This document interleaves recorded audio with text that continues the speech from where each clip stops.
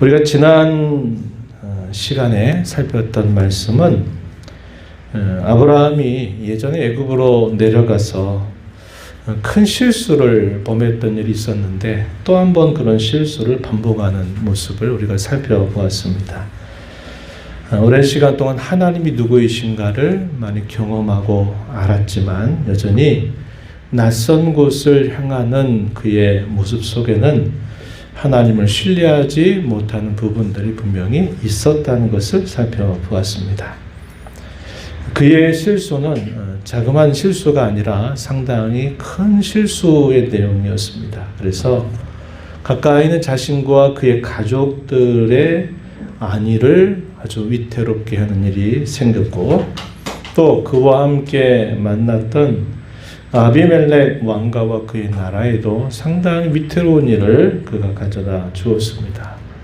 무엇보다도 하나님께서 그와 맺으신 그 언약을 깨뜨릴 처지에 놓이게 할 만큼 그가 번복했던 이 실수는 결코 작은 것이 아니었다는 겁니다. 그렇지만 하나님께서는 또다시 극적으로 이 아브라함의 이 위기 상황 속에 개입을 하셔요. 그래서 모든 문제가 될 만한 것들을 원만하게 처리해 주시는 내용을 우리가 함께 살펴보았습니다. 그러면서 그런 이야기 한번 했어요. 결과를 하나님은 이렇게 인도하셨기 때문에 아브라함의 한 행동은 얼마든지 정당화될 수 있는가라고는 결코 그럴 수 없다. 아브라함은 이 일을 통해서도 하나님 앞에서 또 아비멜렉 앞에서 매우 부끄러워할 줄 아는 그런 신앙의 자세를 가져야 한다 하는 것을 생각해 보았어요. 오늘은 이제 하나님께서 약속하신 것처럼 마침내 그에게 아들 이삭을 태어나게 하시는 내용이 기록이 됩니다. 그 내용을 살펴보고 그 일이 있게 되면서 그 가정에 어떠한 일이 있게 되었는지 그것을 함께 살피면서 오늘 저와 여러분에게 주시는 교훈에 귀를 기울이고 또 순종하며 나아가게 되기를 부탁을 드립니다. 오늘 우리가 읽은 이 내용 짧은 절 읽었지만 우리가 살피고자 하는 내용은 21절까지 내용입니다. 어떤 내용이 소개가 되는가? 첫 번째 소개되는 내용은 이삭이 마침내 출생했다라는 그런 내용이 소개가 됩니다. 이것이 1절부터 7절까지 소개가 되고 그리고 이 출생과 더불어 어떤 일이 있게 되었는가 했을 때 이제 그에 대한 내용이 8절부터 21절까지 소개가 됩니다. 먼저 이 7절까지 내용을 보면 오늘 우리가 읽었던 말씀 앞부분에 한번 보시면 이렇게 표현했어요. 여호와께서 말씀하신 대로 사라를 돌보셨다. 여호와께서 말씀하신 대로 사라에게 행하셨다. 여기 강조되고 있는 표현 어떤 표현입니까? 말씀하신 대로 하나님께서 그에게 이르신 대로 하나님이 돌보셨고 그에게 이르신 대로 하나님이 행하셨다라고 하는 표현입니다. 그런데 이 일들은 1년 전에 매우 구체적으로 그에게 약속해 주신 내용이기도 했지만 거슬러 올라가면 상당히 오래전부터 하나님이 이 약속을 주셨어요. 아브라함을 처음 부르실 때 그때 그의 나이 75세였습니다. 75세 때 처음 부름받아서 하나님께서 그의 자손이 번성하게 될 거다라는 그런 약속을 받고서 무려 25년 세월이 흘러가게 된 것을 보게 됩니다. 그러나 오늘 이 말씀에 보니까 그런 긴 시간들이 지났어도 하나님은 말씀하신 것처럼 돌보셨고 말씀하신 것처럼 행하셨다 이렇게 말합니다. 단순히 1년 전에 있었던 그 일들만 제한적으로 볼 수 있는 것이 아니라 하나님은 아브라함을 처음 부르실 때부터 그에게 지금까지 그렇게 하나님은 늘 그렇게 돌봐주셨으며 그렇게 말씀하신 것처럼 행해 주셨다는 것을 우리는 알 수 있게 됩니다. 그래서 우리가 이 말씀을 통해서 하나님은 그분이 이루신 그 말씀대로 반드시 이루어 주시는 그런 신실하신 분이시다 하는 것을 우리가 다시 한번 확인하게 됩니다. 그리고 이 일로 인해서 마침내 사라는 도무지 불가능한 상황 속에 있었지만 그가 그의 자식을 임신하게 되고 그 시기가 되었을 때 마침내 아들을 순산하게 됩니다. 그리고서는 그 아들의 이름을 뭐라고 짓느냐? 이삭이라 이름을 짓습니다. 이 이삭이라고 하는 이름의 뜻은 웃는다라는 뜻을 가지고 있어요. 웃음이라고 하는 뜻을 가지고 있다는 것입니다. 그가 이러한 일이 있기 전에 여러 가지 많은 일들이 있었죠. 아브라함과 사라 사이에 많은 일이 있었습니다. 하나님이 약속은 하셨는데 내가 이미 자식을 낳을 수는 없는 나이가 되어버렸으니 야 이건 아닌가 보다 생각해가지고 자기의 첩을 아내로 내어줘서 자식을 낳는 일도 있었어요. 그런 일을 통해서 실수도 하고 또 여호와의 사자가 와서 내년 이맘때 내가 아들을 낳을 것이다 라는 말씀을 하실 때에도 그게 무슨 말씀이냐? 장막대에서 혼자 웃다가 웃는다는 게 즐거워서 웃는 게 아니죠. 그 말도 안 되는 그런 허탈한 웃음 같은 그런 태도를 보였을 때에도 하나님은 약속하신 대로 분명히 이루어 주셨다 하는 것을 우리가 살펴보게 되는 것입니다. 많은 수치와 부끄러움 그런 것들이 있었지만 하나님은 결국 때가 되니까 그를 진정으로 기뻐하도록 하나님 그에게 은혜를 베풀어 주셨다. 이렇게 설명을 해줍니다. 6절 말씀을 한번 보세요. 사라가 이렇게 말합니다. 하나님이 나를 웃게 하시니 듣는 자가 다 나와 함께 웃으리로다. 이렇게 말합니다. 하나님 나를 웃게 하신다. 이 말은 나를 이토록 행복하게 하신다. 나를 이토록 즐겁게 하신다. 나를 참으로 기쁘게 하신다. 이렇게 고백하는 말입니다.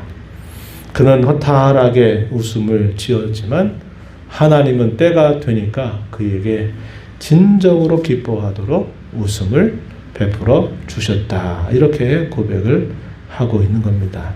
7절에 보면 또 이렇게 말합니다. 사라가 자식들을 젖먹이겠다고 누가 아브라함에게 말하였으리요마는 아브라함의 노경에 내가 아들을 낳았도다. 감사와 탄성을 올리면서 하나님 앞에 기뻐하는 이 사라의 모습을 우리가 확인하게 되는 것입니다. 하나님은 자기 백성들에게 이렇게 행해 주시는 분이시다 하는 것을 우리는 또 배워요. 하나님은 때가 되면 우리의 수치나 부끄러움이나 우리의 수고로움을 잊을 수 있도록 항상 기쁨과 즐거움과 행복을 우리에게 예비해 주시는 분이심을 우리는 배우게 되는 것입니다.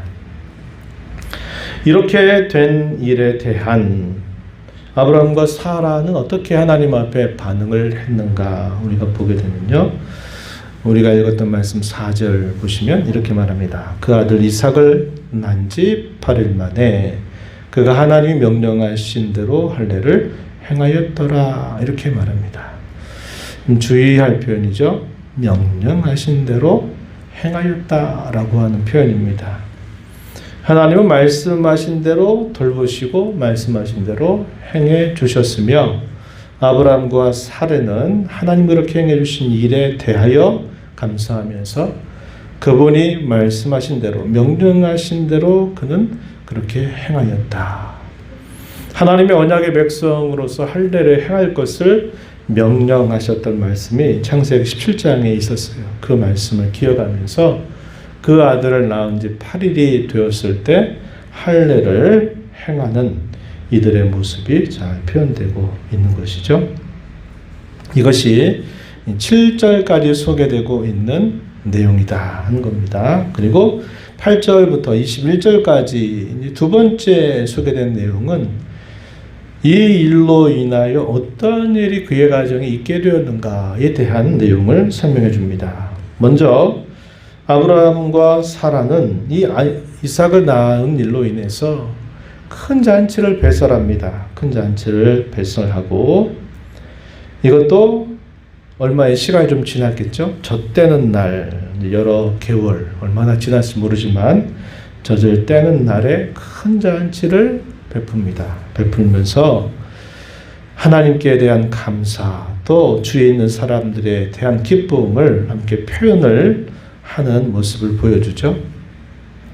근데 그 큰 잔치 자리에서 이삭보다 13살이 더 많았던 이복 형제 이스마엘이 이 이삭을 막 놀리는 것을 누가 보냐면 사라가 그걸 지켜보게 됩니다. 마음이 무척 상했던 것이에요. 그래서 이 사라가 아브라함에게 찾아가서 이렇게 강력하게 요구를 합니다. 10절에 보니까 이 여종과 그 아들을 내쫓으라. 이 종이 아들은 내 아들 이삭과 함께 기업을 얻지 못한다. 아브라함에게 그렇게 말하면서 내어 쫓으라 할 것을 강력하게 요구를 하게 된 겁니다. 잔치의 기쁨은 금방 사라져 버리고 아브라함은 이 사라의 요구로 인하여 그렇게 들어주기도 또 들어주지 않기도 참 난감한 상황에 빠지게 되었어요. 그래서 그가 그렇게 근심하면서 하나님 앞에 기도를 올렸을 것입니다. 이거 어떻게 해야 합니까? 안 들어줄 수도 없고 또 들어주기도 또 마음이 좀 불편하고 그런 모습에서 아브라함이 처했을 때 하나님이 그에게 말씀하셔요. 어떻게 말씀하시냐면 12절 13절 보니까 내 사라가 말한 대로 그대로 들어주어라. 이렇게 하나님께서 아브라함에게 말씀을 해주시게 됩니다. 그래서 이 아브라함은 하나님께서 그렇게 말씀해 주시니까 더 이상 근심하지 않고 그 말씀대로 그 하갈과 그의 아들 이스마엘을 내보내게 되는 것입니다. 그 모습 보시면은 14절 보면 이렇게 말하죠. 아브라함이 아침에 일찍 일어나 떡과 물 한 가죽 부대를 가져다가 하갈의 어깨에 메어 주고 그 아이를 데리고 가게 하니 하갈이 나가서 브엘세바 광야에서 방황했다. 이렇게 표현합니다. 물이 떨어지게 되면서 이 하갈과 이스마엘은 죽음의 위기 앞에 놓이게 되었습니다. 그때 하나님께서 이 하갈에게 나타나셔서 그를 돌보시는 모습이 소개가 됩니다.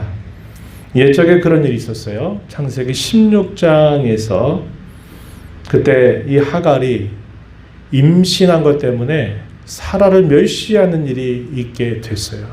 그래서 쫓겨나가며 당하다가 그때도 한번 큰 위기를 당했을 때 하나님께서 이 하갈에게 하셨던 그 약속의 말씀이 있습니다. 16장 10절 말씀에 이렇게만 약속하신 바가 있어요. 내가 너의 씨를 크게 번성하여 그 수가 많아 셀 수 없게 할 것이다. 이러한 약속을 하갈에게 들려주신 바가 있었습니다. 이때도 하나님께서 여전히 이 하갈에게 나타나서 말씀하세요. 17절 말씀 중간에 보니까 하갈아 무슨 일이냐? 두려워하지 말라. 하나님이 저기 있는 아이의 소리를 들으셨다. 이렇게 말합니다. 그 아이를 일으켜 내 손으로 붙들어라. 그가 큰 민족을 이루게 될 것이다. 이렇게 하나님이 이 하갈에게 말씀을 해주시게 됩니다. 이것은 예전에 아까 소개했던 것처럼 16장 10절에서 이미 하나님께서 이 하갈에게 해주신 약속의 말씀을 다시 한번 번복하면서 죽음의 위기 앞에 놓여 있었던 이 하갈과 이스마엘을 또다시 돌보아 주시는 하나님의 손길을 보여주고 있다는 겁니다. 이스마엘이라고 하는 이름의 뜻이 뭐냐면 하나님이 들으신다, 이런 뜻을 가지고 있어서 이 하갈이 그 아들의 이름을 이스마엘이라는 이름을 짓게 된 겁니다. 이때에도 하나님이 역시 이스마엘의 말을 들으시고서는 하나님이 그에게 또다시 하셨던 그 약속을 다시 그로 하여금 기억나게 해주셔요. 그래서 이 죽음의 위기를 벗어나서 이들이 어느 곳으로 가게 되냐면 브엘세바라고 하는 곳으로 옮겨가게 됩니다. 그리고 거기서 오랜 시간 머무르면서 이 이스마엘은 성장하면서 광야를 배경으로 그의 삶을 살아가게 돼요. 그래서 20절 말씀에 보면 활 쏘는 자가 되었다. 이렇게 말합니다. 그리고 이제 나이가 차서 결혼 정년기가 됐을 때 그가 바란 광야에서 결혼을 하게 되는데 누구를 아내로 맞이하느냐? 애굽 출신의 여인을 그의 아내로 맞이하게 됐다. 이렇게 말해줍니다. 그래서 우리가 읽은 이 이야기의 내용, 이삭이 출생하고 그 출생 직후에 어떠한 일이 있었는가? 그 있었던 일에 대해서는 아주 밝게 묘사가 된 게 아니라 좀 어두운 그림자가 드리워지듯이 이야기가 전개되고 있는 것을 보게 된 것입니다. 우리가 이 말씀 보면서 몇 가지 생각을 해봐요. 아버지는 아브라함 한 사람입니다. 그런데 이 아버지 한 아버지로부터 이스마엘이라고 하는 아들이 그리고 이삭이라고 하는 아들이 태어나서 서로의 운명이 엇갈리게 되는 겁니다. 이들의 삶은 우리가 남아있는 삶을 과연 어떻게 살아야 할까 하는 것을 교훈해주는 좋은 표본이 된다. 이렇게 저는 여러분들에게 말씀을 드리고 싶어요. 이들은 두 민족의 조상이 되죠. 이삭은 약속의 자녀를 뜻하고 이스마엘은 육신의 자녀를 뜻하고 있습니다.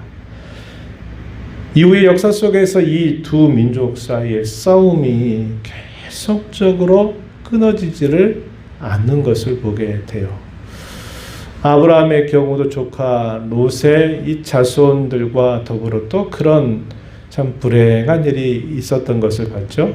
암몬과 모압 족속들이 결국 이 롯의 자식들로 태어나면서 이스라엘과는 형제적인 그런 관계임에도 불구하고 이스라엘에게 있어서는 오랜 숙적이 되는 것처럼 이 아브라함의 한 아들인데도 이 두 아들의 운명이 이렇게 또 엇갈리게 되는 이런 모습이 나타나게 됨을 우리가 잘 알고 있어요.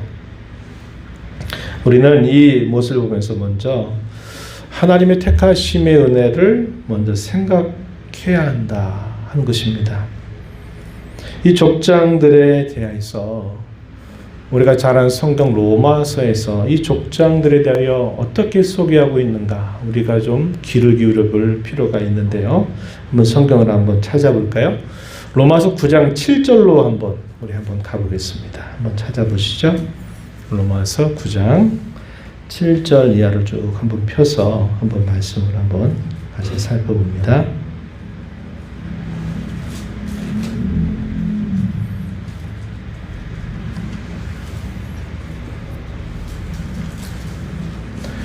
자, 7절 말씀에 제가 먼저 한번 읽어볼게요. 이렇게 말해요.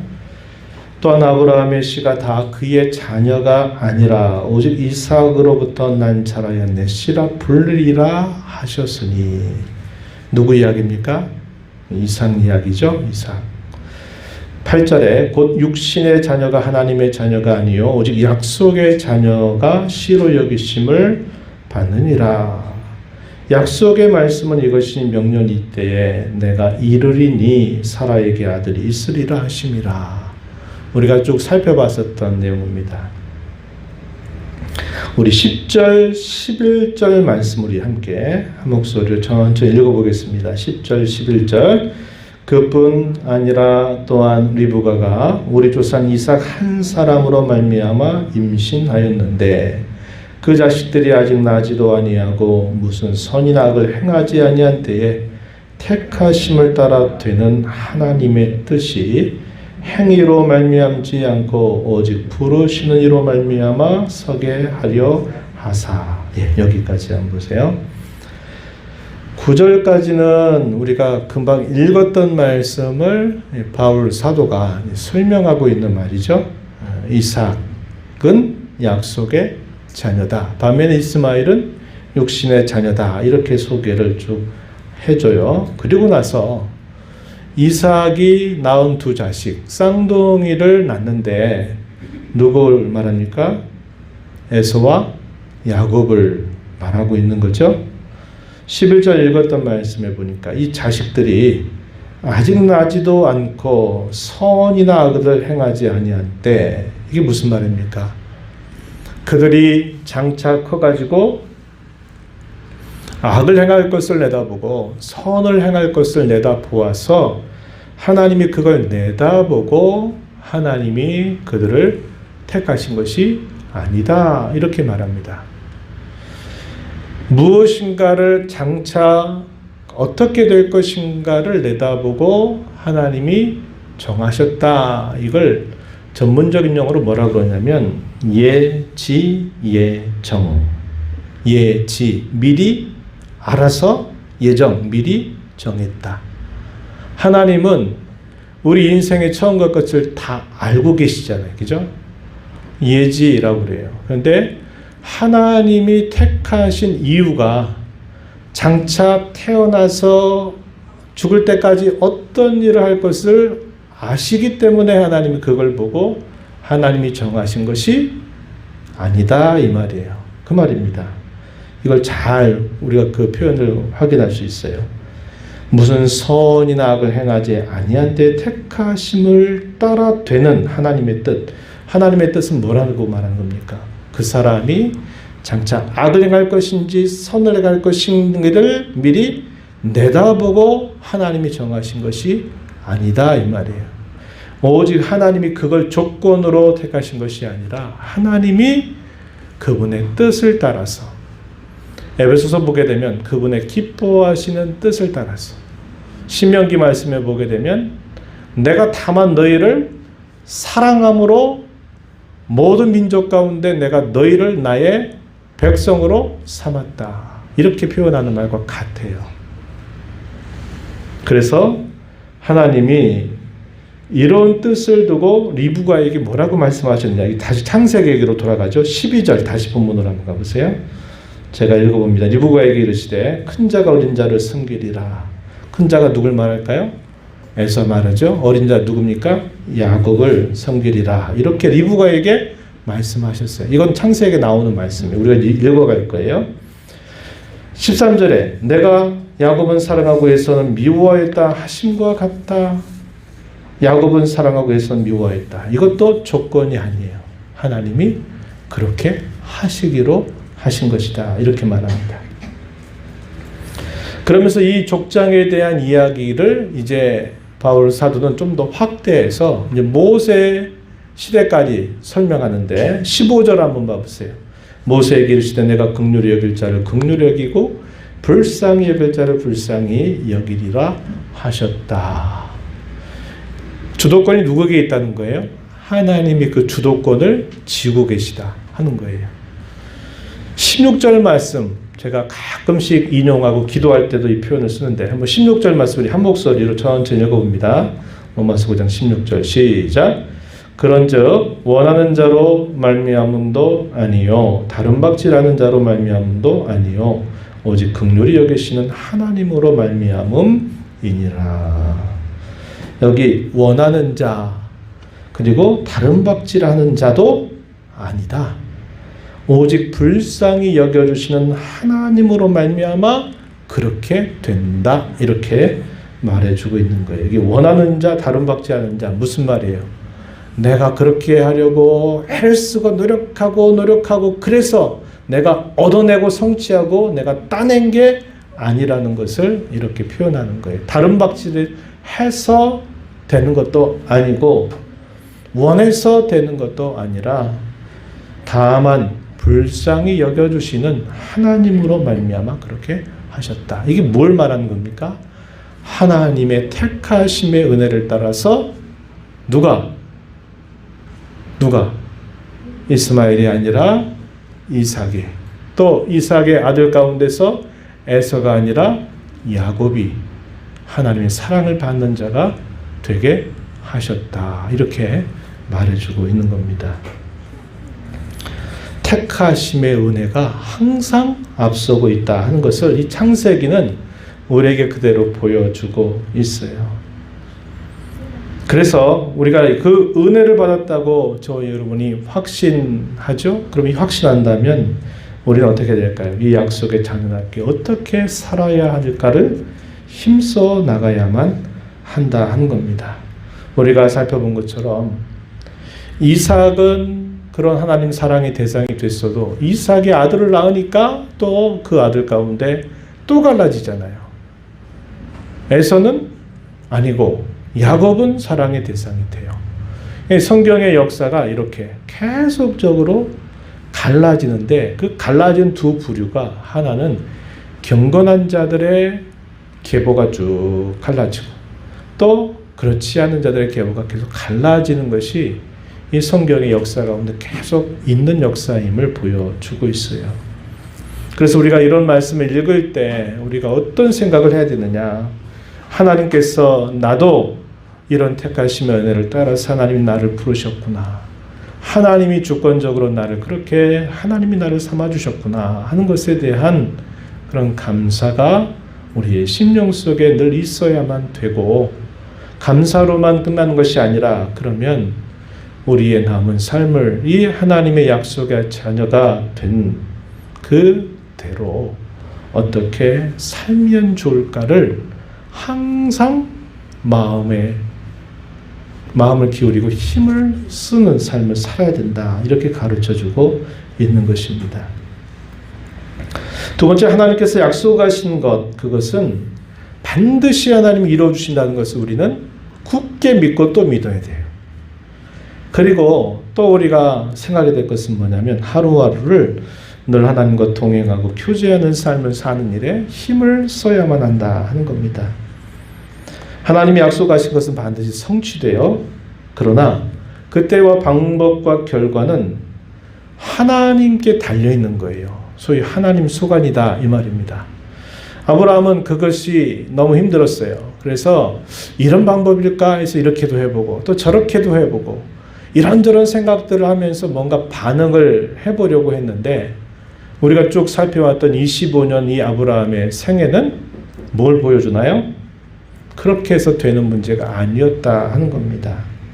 하나님께서는 그분이 정하신 때 그분이 원하시는 방법과 결과를 하나님은 반드시 그것을 나타내 주시는 분이시다 하는 것을 우리가 배우게 돼요. 그분은 능력이 없어서 그렇게 안 하신 게 아니에요. 하나님은 그분의 지혜로운 섭리 가운데서 일부러 그렇게 하신 것임을 우리는 기억해야 합니다. 우리가 조급하고 우리가 왜 믿음을 가지고 있으면서 걸려 넘어지느냐? 내가 그때를 내가 스스로 빨리 결정하려고 하는 욕심을 부리게 될 때 우리가 그런 실수를 늘 반복하게 된다는 것을 우리는 경험을 통해서 잘 알고 있어요. 그래서 그거는 하나님께 맡기는 훈련을 해야 돼요. 어떻게? 기도함으로. 내 마음속에 들어가는 생각을 내가 어떻게 주체할 수 없을 때가 있잖아요. 이러면 안 되는데 알고 있는데 내 마음은 그렇게 작동이 안 되는 거예요. 그럼 어떻게 합니까? 하나님께 기도해야죠. 기도해서 쏟아내야죠. 맡겨드려야죠. 그런 훈련을 우리가 계속 해야 된다는 겁니다. 그래서 하나님께 그것을 맡겨드리고 그 일에 관한 하나님이 가장 좋은 때, 가장 좋은 것으로 응답하신다는 것을 굳게 믿어야 되고 다만 하루하루를 살아갈 때 우리는 어떻게 살아야 되느냐. 하나님과 교제하는 삶, 하나님과 동행하는 삶을 사는 일에 힘을 쏟고 집중해야만 된다 하는 겁니다. 하나님이 아브라함이 25년 세월을 통해서 하나님이 그에게 가르치는 신앙의 원리가 바로 이것이었어요. 네가 하려고 하지 마라. 네 뜻대로 그렇게 하려고 하지 마라. 기다려라. 내가 계속 그 일을 준비하고 있다. 너는 내가 하는 말을 듣고 나와 함께 교제하고 나와 함께 길을 걸어가자 하는 것을 하나님 아브라함에게 계속 가르쳐 주시는데 그걸 깨닫고 시행착오하고 연단받고 훈련받는 시간들이 25년 동안 계속 흘러간 것이에요. 그래서 하나님이 그걸 가르치시는 겁니다. 아브라함이 가르쳤던 그 신앙의 원리는 오늘 저와 여러분을 가르치는 신앙의 원리와 다르지 않아요. 똑같아요. 그래서 하나님이 저와 여러분 약속하신 것들 얼마나 많습니까? 그 약속하신 것은 반드시 하나님이 이루어 주신다는 것은 굳게 믿어야 되겠고 그때와 시기를 내가 결정할 수 있다라고 착각하고 내가 그렇게 떼쓰는 신앙하지 말고 하나님께 맡겨드리고 내가 할 일은 내가 늘 그분과 함께 교제하고 살아가는 일에 힘을 기울이는 것이다 하는 겁니다. 이것이 약속의 자녀답게 우리가 하루하루를 살아가는 삶의 모습이어야 된다. 이것을 우리는 꼭 기억해야 하겠다 하는 겁니다. 하나님과 교제하고 하나님과 동행하는 삶의 모습이야말로 바로 그것이 인격적인 신앙의 모습이다. 계속 그 이야기를 우리가 근래에 좀 살펴가고 있어요. 그죠? 호세아서가 말해주는 게 뭡니까? 그거예요, 그거. 인격적인 신앙이라고 하는 거는 바로 이런 거다. 계속 우리에게 말씀해 주시고 계세요. 그런데 당시 북쪽 이스라엘 나라 또 남쪽에 있는 유다 나라 백성들은 그렇게 하지 않은 거예요. 하나님과 교제하는 게 아니에요. 너희의 인애가 아침에 사라지는 이슬과 같고 쉬 사라지는 안개와 같다. 이렇게 책망하시는 그 이유가 뭘까요? 그들이 필요할 때 하나님 부르지만 냄비처럼 들끓다가 냄비처럼 식어버리는 그들의 태도가 바뀌지 않는 것을 우리가 살펴보게 된 것이죠. 그래서 하나님께서 우리에게 어떤 말씀하실 때 우리가 인격적인 신앙의 모습 뭐냐? 반응하는 거다 그랬어요. 반응하는 거는 너무 거치장스럽고 너무 큰 거, 뭐 한 번에 내가 뭔가 큰일 하겠다 이렇게 생각하지 말고 하나님께서 내게 깨닫게 하시고 내가 할 수 있는 것 하나라도 내가 그 말씀에 따라서 고치고 내가 주의 은혜를 힘입어서 그렇게 하려고 노력을 하면 하나님 그걸 기회 여셔서 거기 할 수 있도록 더 힘을 북돋아 주고 은혜를 주셔서 우리로 생각하지 못한 것 이상으로 하나님이 행하도록 우리를 언제나 도와주신다 하는 것을 우리가 경험하게 될 것입니다. 오늘 저와 여러분 이 말씀을 보면서 하나님과 함께 교제하고 동행하는 삶 그것이야말로 우리가 매일매일 가장 소중하게 여기면서 힘쓸 부분이다. 때가 되면 그분의 때가 되면 하나님이 약속하신 것을 반드시 하나님은 우리에게 이루어 주신다 하는 것을 믿고 사는 것이 택하심의 은혜를 받아서 내가 하나님의 자녀가 되었다고 하는 이 감사를 가지고 내가 약속의 자녀로 내 남을 삶을 살아가는 내 신앙의 모습이어야 된다. 이것을 오늘 말씀을 통해서 이렇게 나눕니다. 이 말씀 마음에 새겨서 남은 삶을 그렇게 살아가는 저와 여러분 모두가 되기를 진심으로 바랍니다. 하나님 아버지 감사합니다. 이 저녁 시간도 저희들을 불러주셔서 주께서 하시는 말씀을 통하여 오늘 저희가 하나님 앞에 누구인가를 다시 한번 생각하게 하시고 저희가 하나님 앞에 어떻게 사는 것이 정말 하나님을 알고 섬기는 자로 사는 것인지 교훈받게 하셔서 감사합니다. 원하는 자로 말미암음도 아니고 다른 박질하는 자로 말미암음도 아니요 오직 긍휼히 여기시는 하나님으로 말미암아 서게 하려 하셔서 무슨 선이나 악을 행하지 아니한 때에 하나님이 택하심을 따라서 저희들을 하나님의 존귀한 자녀로 부르셨음을 감사드립니다. 이러한 은혜를 값없이 받은 것에 대한 감사와 감격을 잊지 않게 하시고 저희 남은 삶을 이 약속의 자녀답게 살아갈 때 늘 하나님과 교제하고 동행하는 삶을 살며 저희의 신앙이 인격적인 신앙으로 늘 다듬어져서 하나님과 함께하는 삶이 되도록 저희들을 인도하여 주옵소서. 예수님 이름으로 기도하옵나이다. 아멘.